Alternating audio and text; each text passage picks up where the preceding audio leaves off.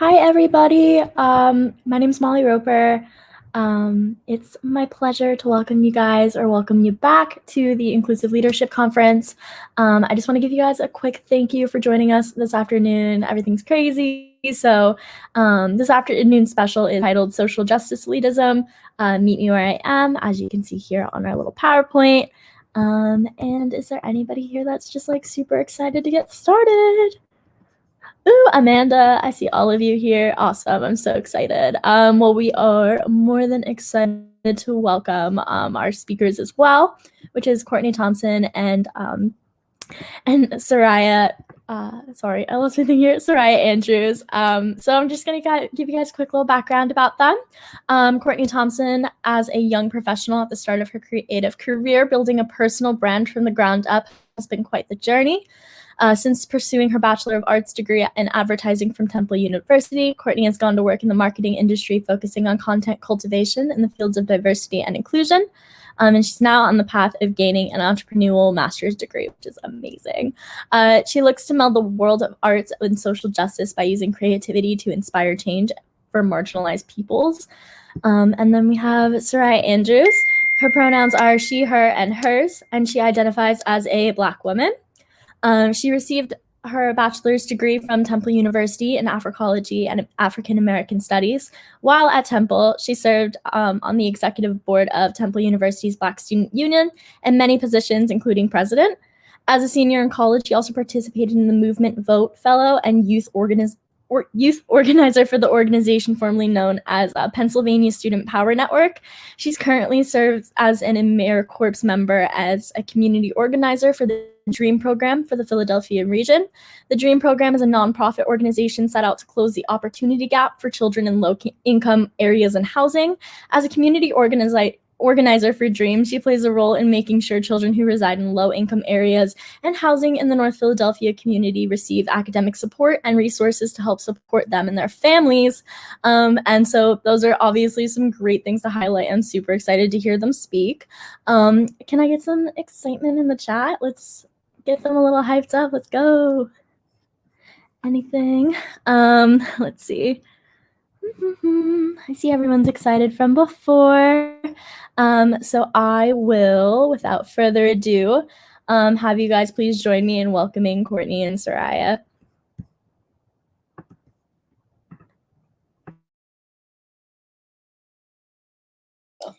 Yeah, I think so now. Okay, can you guys hear us? Can you respond in the chat if you can hear us? Oh, hi, Nomi. Okay, awesome. Thanks. Hi, everybody. It's nice to see you all. Well, we can't see you, actually. We can only see you if you respond to us in the chat. But it's nice to see that everybody is here. Everybody signed up. Yay. I'm Kourtney. Hi. I'm Sariyah. Hey, everybody. How are you? And this is our presentation, Meet Me Where I Am. And we'll be focusing on social justice elitism.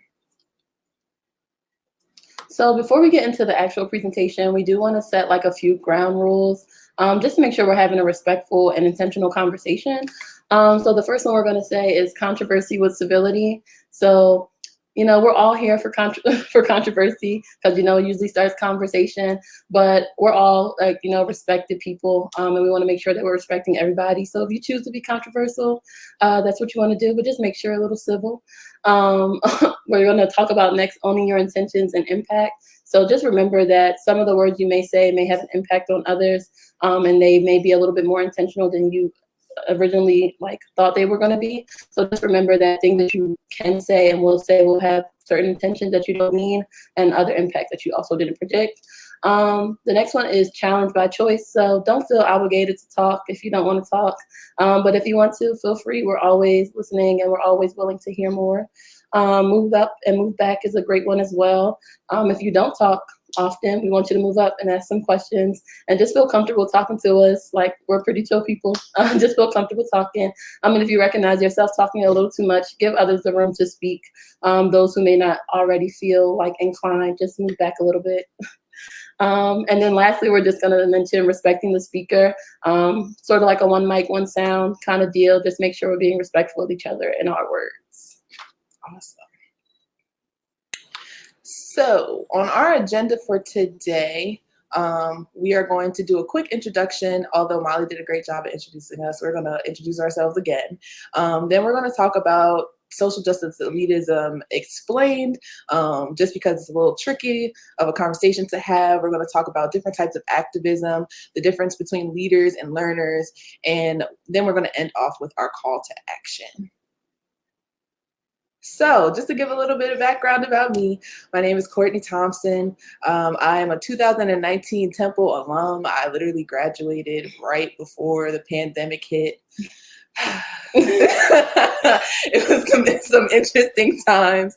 Then I also previously served on the executive board of Temple's Black Student Union. That's actually where Sariyah and I met. I served as the marketing and promotions chair for BSU in I think 2016 and 2017. And then 2017, 2018, I served as the president, and I worked alongside Sariyah while she was the events coordinator at the time. After that, Sariyah ended up taking over the presidency of the Black Student Union, and I went on to go to grad school at Fox School of Business here at Temple, where I'm studying innovation management and entrepreneurship. While there, I've also been working at the Institutional Diversity, Equity, Advocacy, and Leadership Office here at Temple as the marketing extern, and I help to lead the creative team on putting out designs and marketing and promotional materials for our educational workshops and programs. So I consider myself to be a professional creative. I do a lot of freelance creative work. My background is in digital design. When I graduated in 2019, I got my bachelor's in advertising with a concentration in art direction. And so I've really been trying my best to marry the two worlds of arts and culture and social justice work together in my professional career. And then there's me. I graduated in the thick of the pandemic. I finished out my senior year as BSU's president while also taking 18 credits every semester for my senior year. So the pandemic really hit me hard. But congratulations, class 2020. We definitely did it. So as Courtney mentioned, we both graduated from Temple, and we both were on BSU's e-board. I served as event coordinator, vice president, and then later president. I also was a movement vote fellow for Pennsylvania Student Power Network. They're now known as the Radical Youth Collective.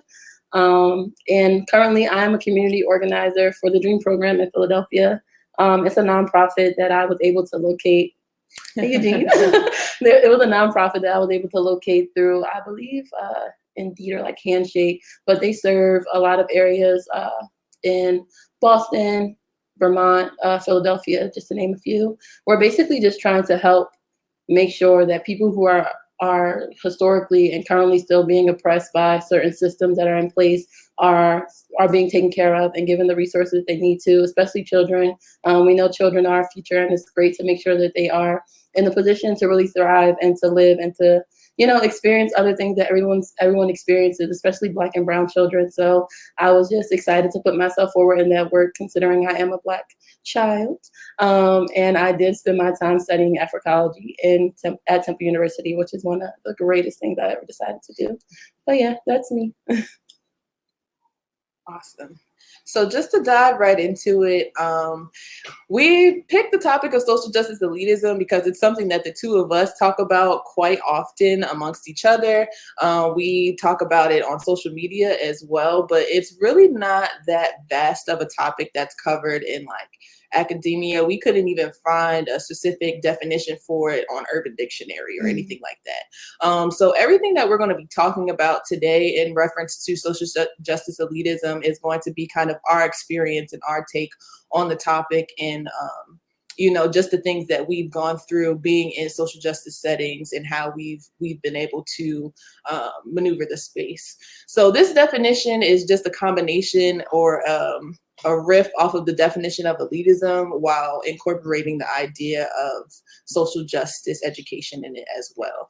So the definition that we gave it is the attitude or behavior of a person or group who regards themselves as having superior knowledge and social justice education while using it to belittle or intimidate others. And the last part of that sentence is the part that is the most important, which is using your knowledge to belittle or intimidate others.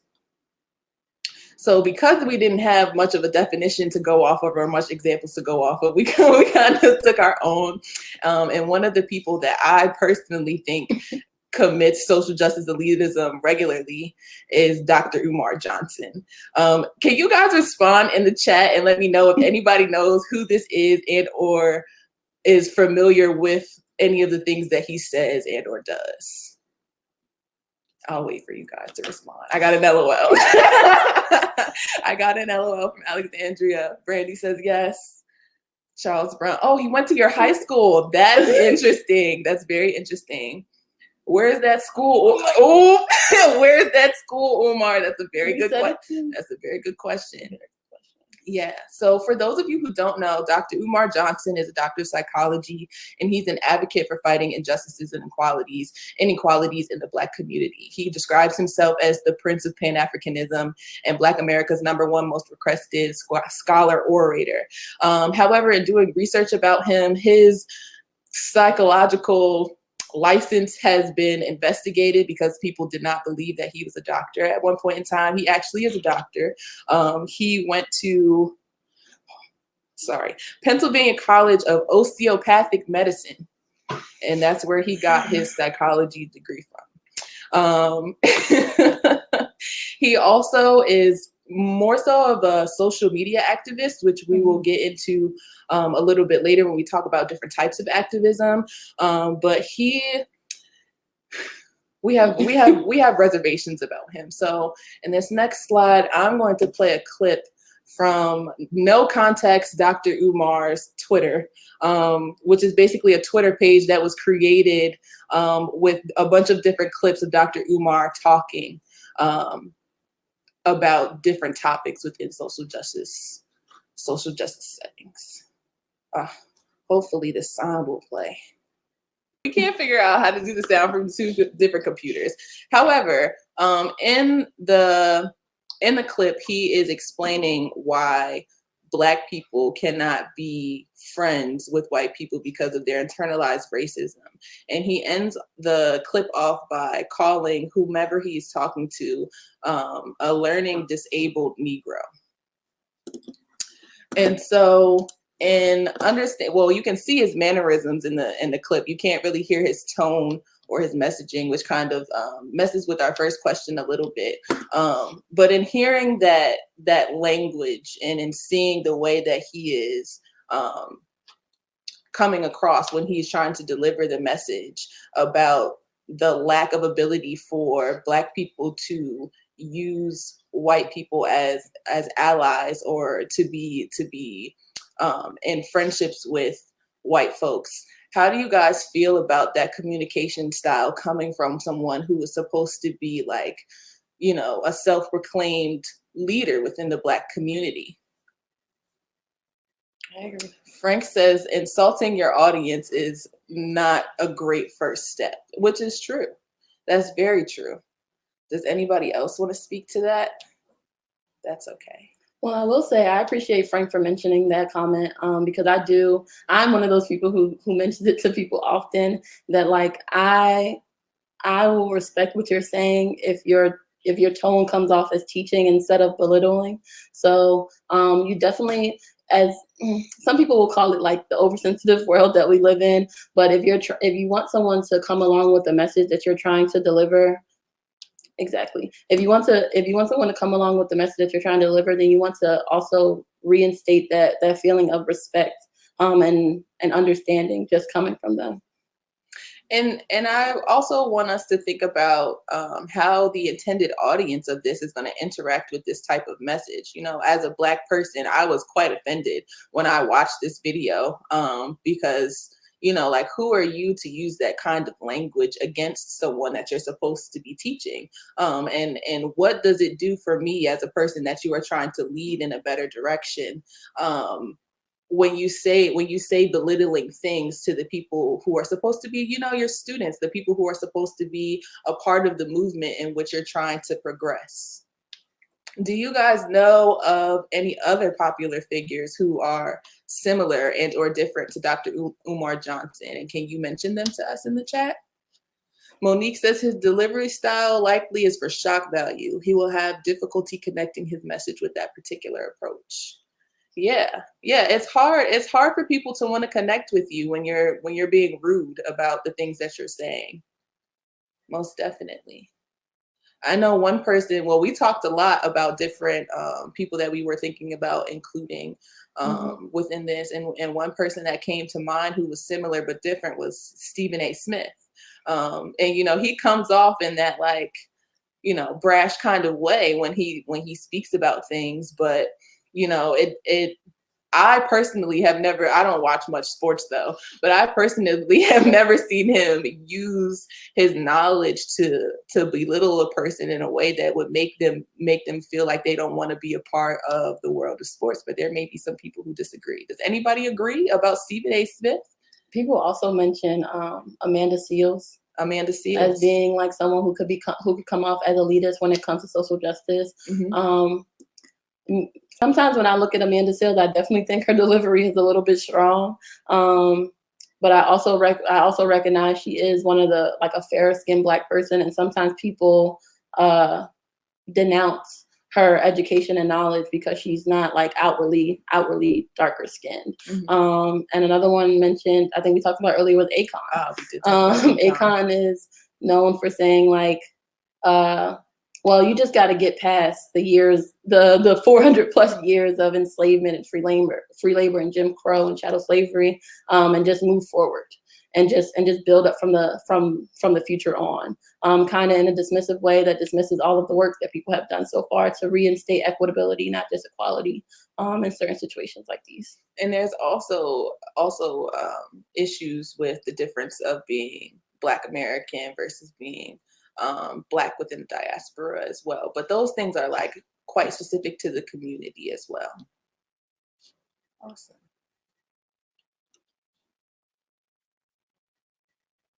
So why is it problematic? Or do you think it's even an issue? Why is it problematic for someone who proclaims to be a leader within the community but comes off as someone who does not offer education in a receptive way? Or is it a problem at all? Is it just a matter of that being his teaching style, and if you like it, you like it, and if you don't, you don't? I know Monique said something about shock value. Is it more important for people to hear what you're saying or for people to internalize it when you are a leader?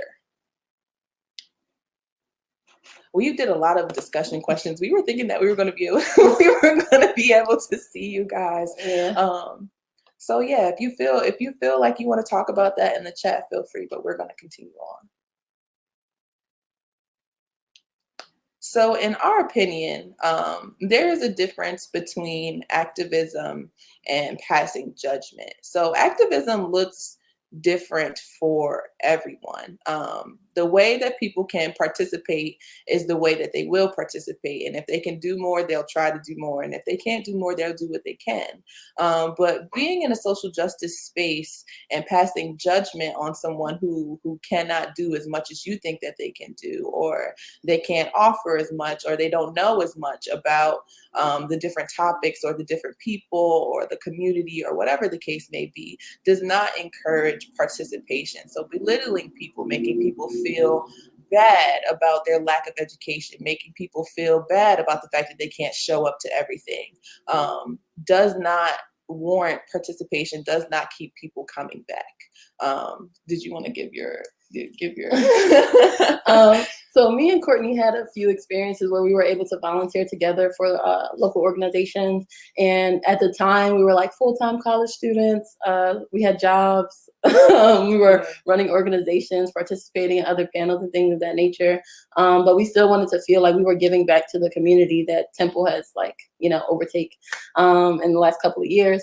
So we looked out and searched for different organizations that we found. And every time we went to participate, it was almost like we were being forced, in a sense, to take on a job that was very much too taxing for our schedule that is going on. And if it's something that me and Courtney both are big on, is finding things that align with you, which we'll talk about later on, but finding different things that align with you and making sure that you are not compromised in the process of trying to make sure that you're giving back. Because that's one thing, like, we as Black women experience a lot, but more so Black people, you have to be compromised first before you can see any results. So in this instant, the person spoke to us as if we weren't serious enough about Black people and Black life and just being ourselves, as far as giving back, that they almost just like stopped communicating with us in a sense, and didn't want to give us any more jobs because they felt as though we weren't down enough for the cause, even though we spent like Saturdays doing things, or we reached out to them as much as we could, or we sent volunteers and things of that nature. So I think it kind of turned both of us off from participating with that organization because we never felt like we were doing enough. We never felt like what we were doing is valued. Mm-hmm.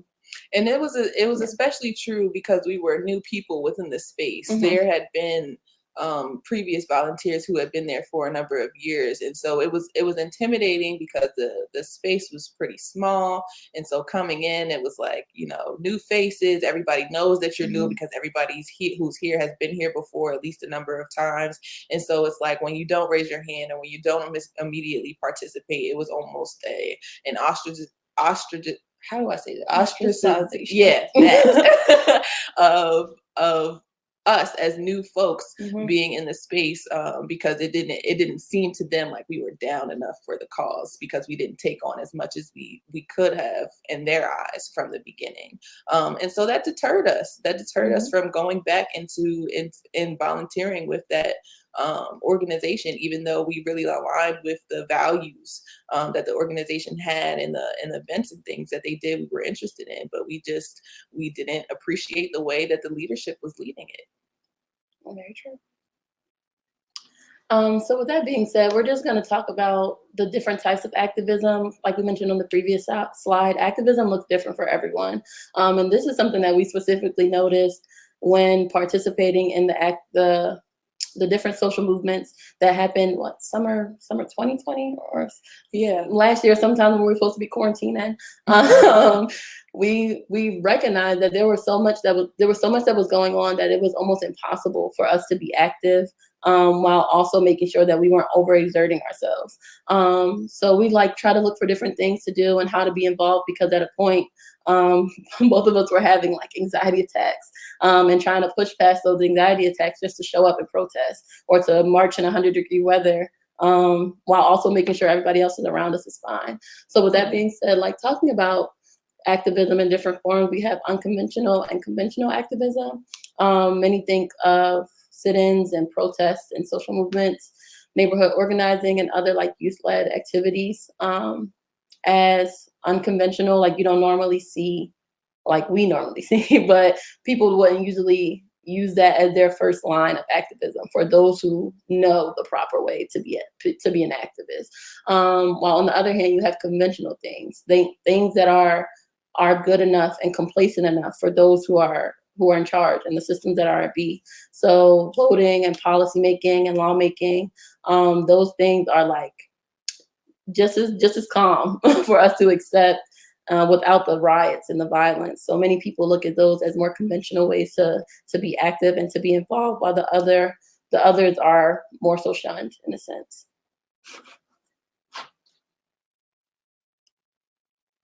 And then we get to social media activism. This has been more prevalent than anything these days, just because we're in a pandemic, and we have quarantine. So a lot of people are looking to get active from their homes while still staying safe.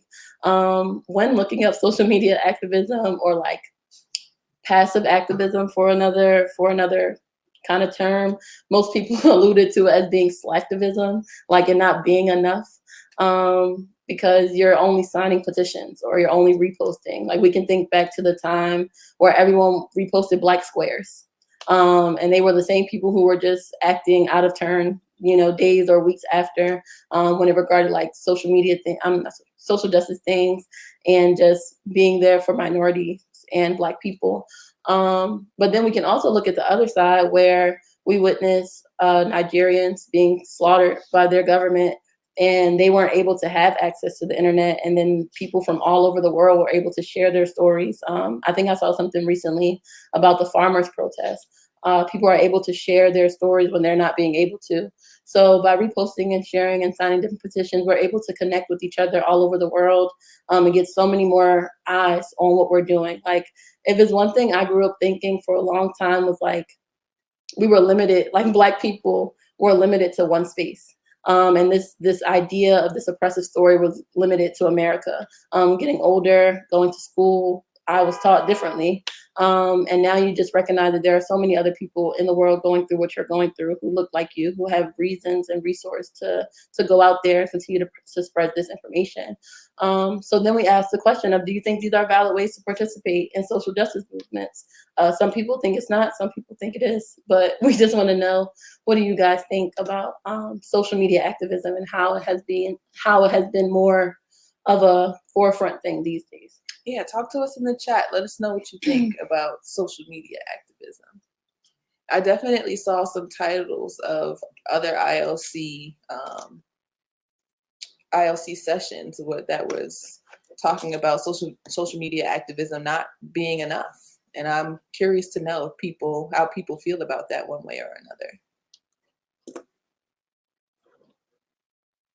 I personally feel like social media activism is necessary, especially now. There are so many things that Black Twitter has done in terms of uncovering new information about different social movements and different things that happen within the Black community that nobody else is really looking for, just because of how the community tends to lack visibility in mass media. So Brandy says, that created a big issue in the media because people were only appearing to be woke for one day. After the recent killing of Breonna Taylor and George Floyd, people stopped speaking out after a couple of weeks went by, not even caring or considering the fact that their families are still fighting for justice. That's very true. I feel like social media does make activism somewhat of a trend. Mm-hmm. So yeah, I can definitely see that. Monique says, social media activism is a game changer. It allows individuals to have a platform to advocate on issues that they find important. I agree. Jennifer says, I love people want to share stories, but if they're not willing to stand up to racism in their everyday lives, Yeah, there was a session earlier today called All Talk, No Action, or something of that sort, where he talked about, Dr. T talked about how you have to walk the walk and talk the talk. You know, if you're going to talk about it on social media, we better see you at that protest. But are the two interchangeable? And do those of us in social activism, those of us who are willing participants in social activism on a regular basis, putting a lot or too much pressure on people who are not as present as we are? Something that we want to think about. Yeah, no, I definitely agree, Kira. Sorry, y'all. I definitely agree. Kira said, I think it's incredibly powerful in mass and bring awareness to issues that aren't covered by major news outlets. But I also think that patting yourself on the back for sharing a Black square isn't it. And I'm right with you, girl. To be honest, it's not enough to just do the bare minimum for a lot. Like, we apply this concept to our lives, we apply this concept to our workplaces. It's not enough to do the bare minimum. So where in someone's ability to live would that be enough? And going back to what Brandy mentioned about people not even caring, I think it's very true. Like, I recently followed this page about the woman who was killed at a sleepover with like 6 different moms, and they just reopened her case. And I wouldn't have known that if I didn't go and find information for that afterwards. So I definitely think that it's not enough to post about it, but to actually do research afterwards to make sure that you're well informed on the information that you have. And I also agree with Jana's point for the younger generation. I follow my little sisters on Instagram because, you know, I'm a cool kid and I post things on my social media, and it just makes me like happy that they like repost it because I know that they're actually looking into those information, into those posts and trying to find that information for themselves and just make sure that, you know, it's correct and that they're doing their part by sharing things. So, yeah. Nice. Thank you, everybody who participated in the chat. So again, we thought we were going to be able to like see you guys in person. Do we have enough time? How much time do we have? I'm over here trying to use your mouse on my computer. I just want to make sure. Oh, we have until 5:15. Okay.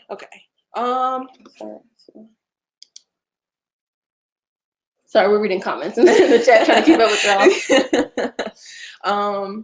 Do you want to do the activity or anything? I think we can move on, maybe later if we have time. All right. Well, so we're going to come back to our activity just for time's sake. But essentially the activity, we were going to try to have you guys split up into breakout rooms, but obviously we don't have that function. So we were going to do a simulation on everybody being in a made up social justice organization that just popped up in Philly, and we were going to talk about the founder of the organization being kind of elitist towards some of its newer members, and from the different perspectives that are listed on the side, we wanted people to offer advice about how they think they should handle it, because there was a decline in the number of participants who were willing to come to their organization after it happened. So if we have time for this, we will come back to it. So these are just a few questions that we were thinking about as far, like when we were thinking about this topic. We know that like when we separate elitism from the term social justice, it usually like stems from someone having more money, more education, more access. Some people tend to become elitist because they feel like they're entitled to most things, or like they're better than whoever. So the questions that we had here were just to get your opinions on how people can be active in social justice without feeling shunned or slighted, and just to get your thoughts. So the first question is someone who has been educated traditionally more deserving of positions of leadership? And feel free to answer these questions however you want. I'm just going to read them out loud. The second question is, how can we decide if our perspective and information are used in social justice settings? And the third is, how can we offer our expertise in a positive and non-threatening way? Not necessarily non-threatening to the people we are fighting against, but to the people who want to be involved in the things that we're doing. But yeah, type in the chat.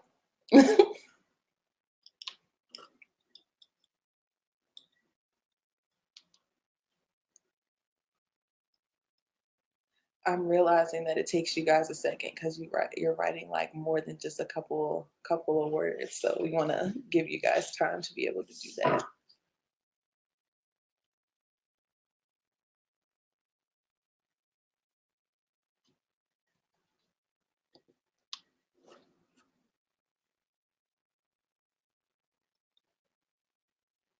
Dance break.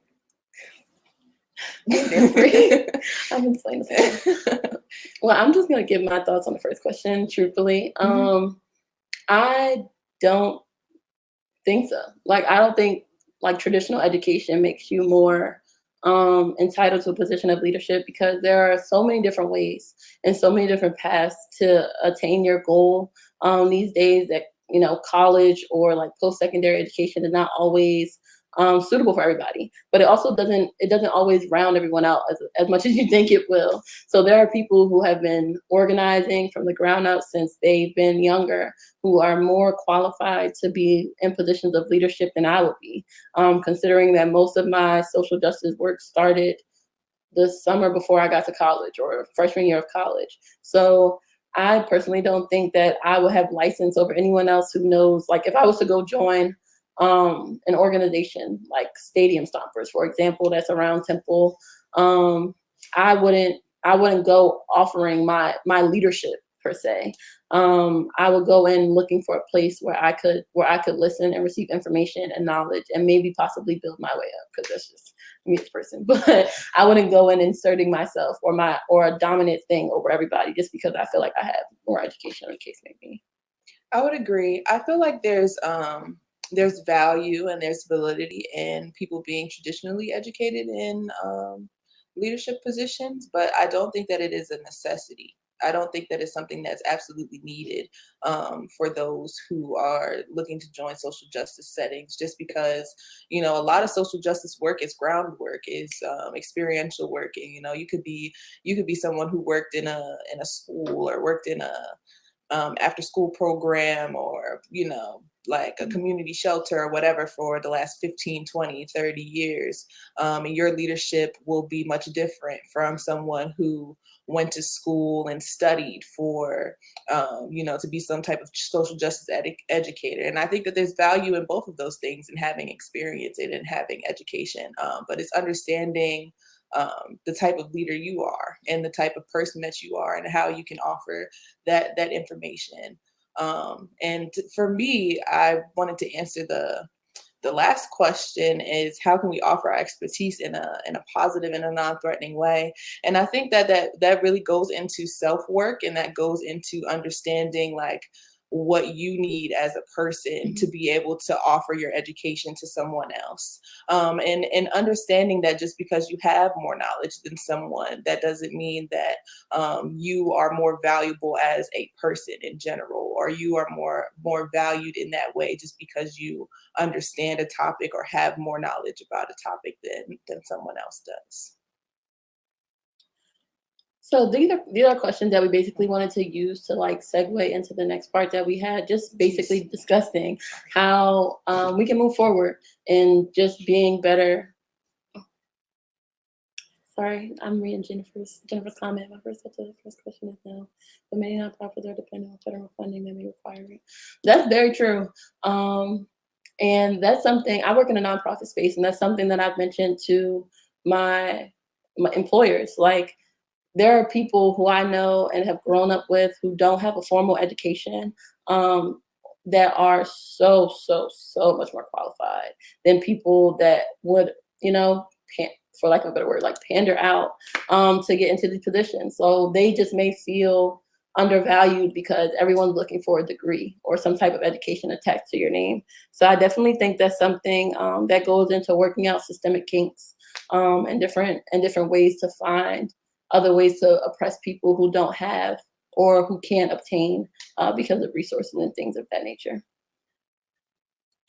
So next we are going to talk about the ability to be a leader and the ability to be a learner. Me and Courtney have both been in the position of being leaders and learners. I started learning from Courtney in order to be a leader in the same position. So yeah. So with that being said, I'm just going to read the first part, then we're going to kind of alternate. But being able to be a leader or learner means understanding the position of being a leader versus a learner, and advocating for what you need to be successful in both positions, not just thinking from the sense of like one is better than the other, but more so one works with the other and vice versa. Mm-hmm. And when considering being a leader, you have to think about what kind of leader you want to be. There's so much information out there where you can, test your strengths and look at, your personality and how you interact with people and how you interact with groups and teams and things like that. There's so much information out there about that. So understanding and finding tools about the type of leader that you are would really help in being able to guide you toward helping other people receive enlightenment. So for example, I realized that I am more of a hands-off leader where I tell people what their task is and then I allow them to go do that, and then I check in with them. I give them a timeline. I'll check in with you on this day at this time, and you give me your updates. But there are some people, and we'll talk about the learners in a second, there's some people who will come back to me as the leader and say, hey, like this is not enough hands-onness for me. So I need you to kind of like guide me through, or I need to check in with you twice before we do our overall check-in. So understanding not only what it is that you need as a leader to be able to help people move forward, but also taking the time to learn who it is that you are leading and learn what they need from you to be able to receive the information that you're trying to give them. I definitely agree. And that goes into being a learner and how to receive the information that you want to receive.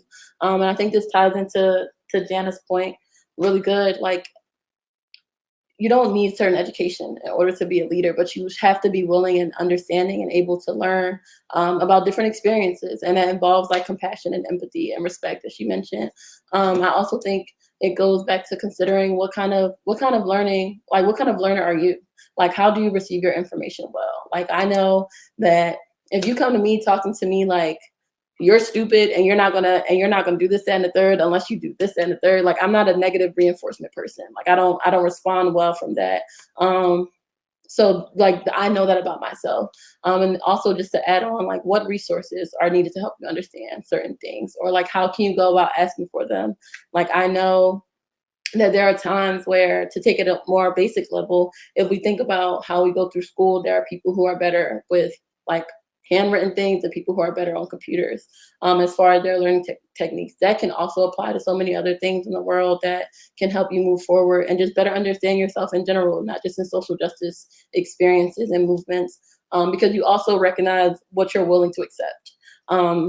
As far as like putting yourself out there, you won't accept anything that's coming your way, and you won't accept any first answers. And in all, that kind of helps you become a better social justice leader. Just knowing how you learn. So we went ahead and looked up social justice elitism on Twitter because there's not much information about it written about it, but we just wanted to offer some viewpoints of social justice elitism from Black Twitter, because that is the place that we see it talked about the most often. So the first tweet says, social justice elitism. It is important as to other people who aren't further along in their social justice development, which just echoes everything that we've said so far. The middle tweet says, I'm tired of Twitter fights that are attacks at people who are curious yet uninformed about social justice issues. They are trying. I too am trying.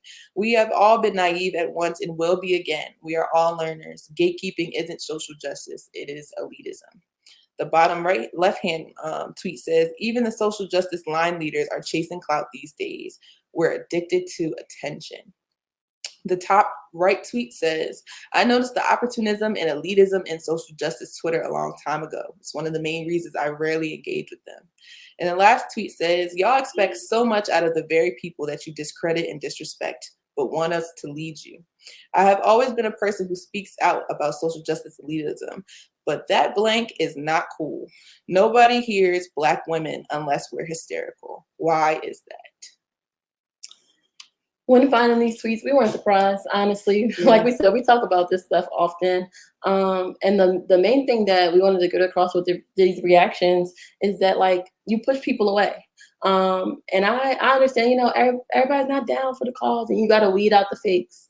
But there are also people who are just vulnerable in all ways and are coming to you for you to really teach them. So it's like by othering people or being like, you didn't know about this and you're 20 some years old, like that just makes people feel less valued in your movement. And it's like, how is someone who is fighting for me denying and othering me with the material that I have to bring? So yeah, I agree, Charles. I think they should learn good people skills, like to be able to interact with people. It's definitely a skill that I'm still working on.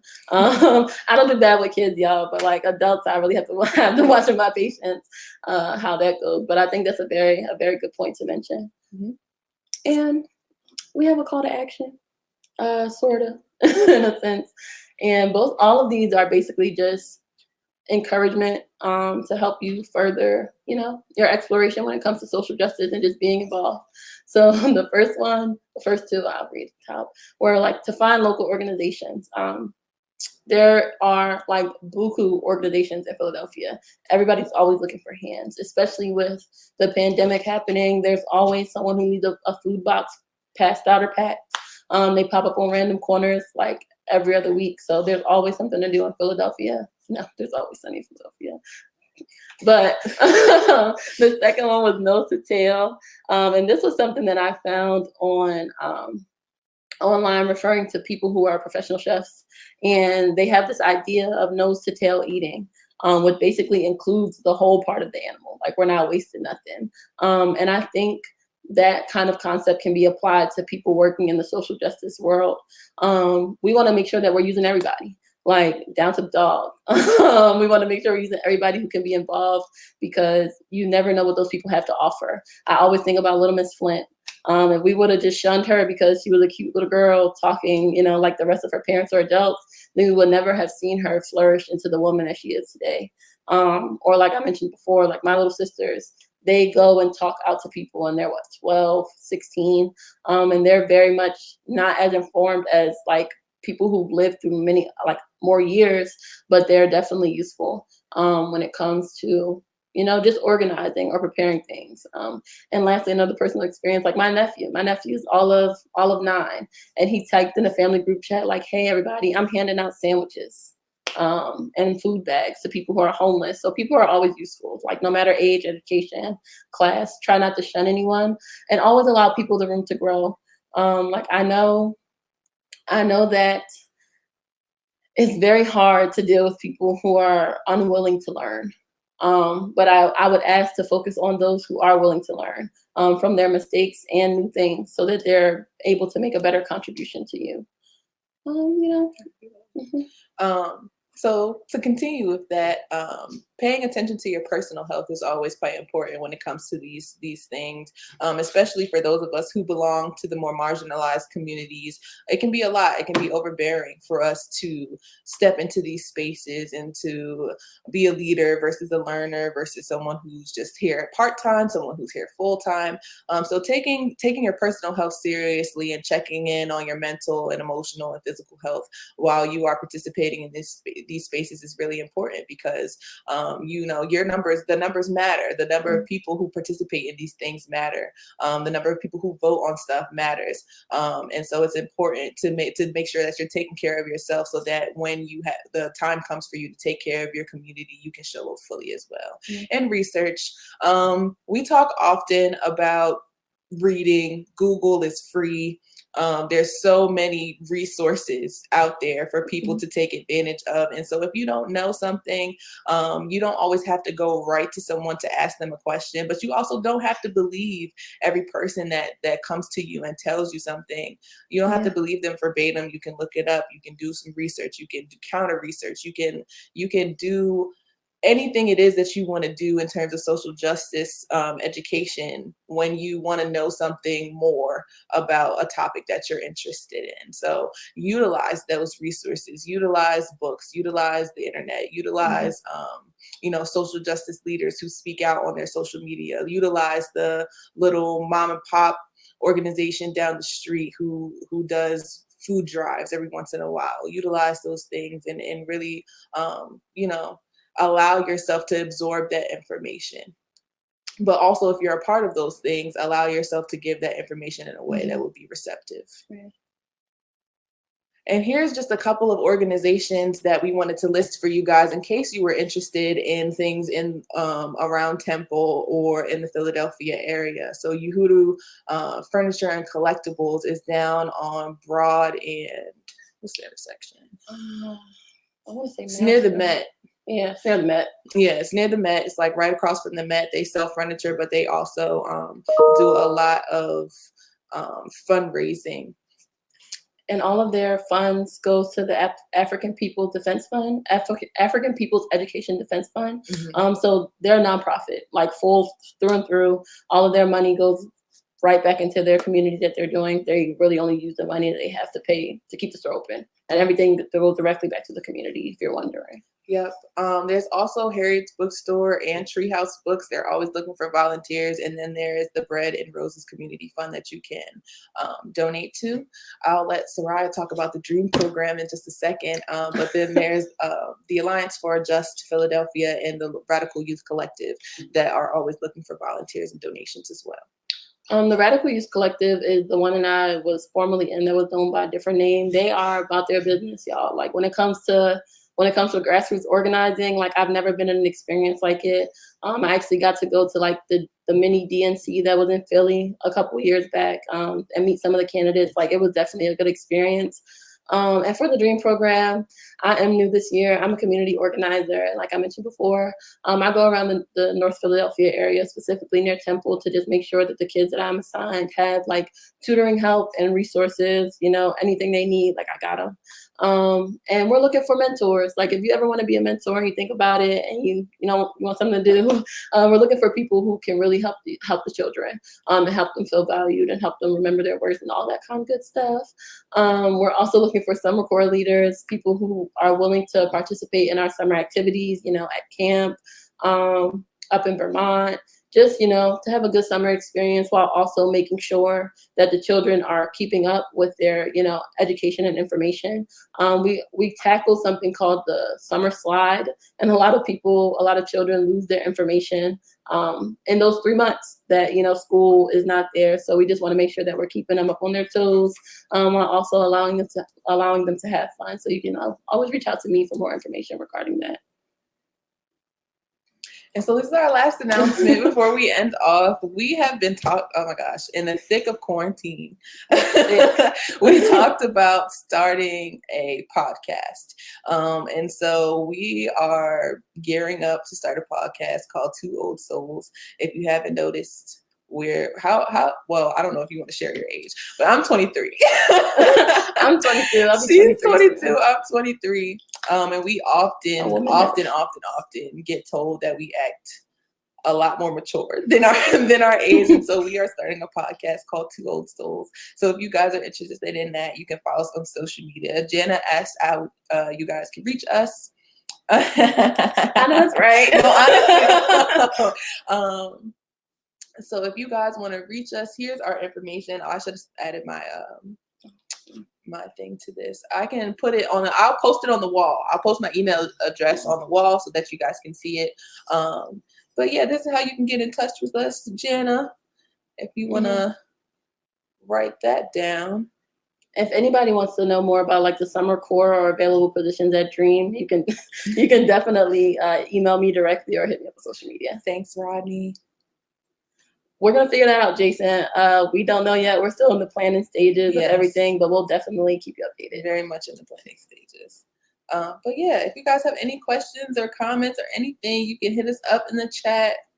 We got a couple minutes left. Yeah, we got a couple minutes left if you guys want to talk.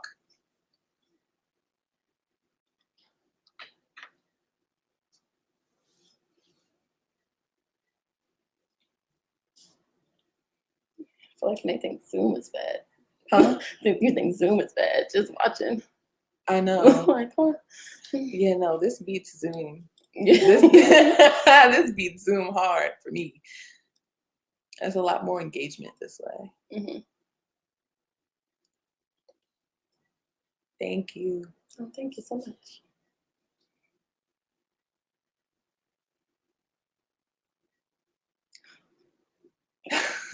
I'll be right with you, sis, honestly. I wish the clip would have played. Mm-hmm. All right. Hi, guys. I just want to say that was a really fun session. I had a really great time listening to you guys. So we just want to thank you, of course, for obviously a great session. Gave me a lot to think about going forward and to consider, especially working in media. The Inclusive Leadership Conference, would love to know how your takeaways were and what you guys thought, audience and speaker-wise. You can do this for the audience by rating down below how the session was if you haven't already. Any feedback and insight is always helpful to us and Dr. Smith.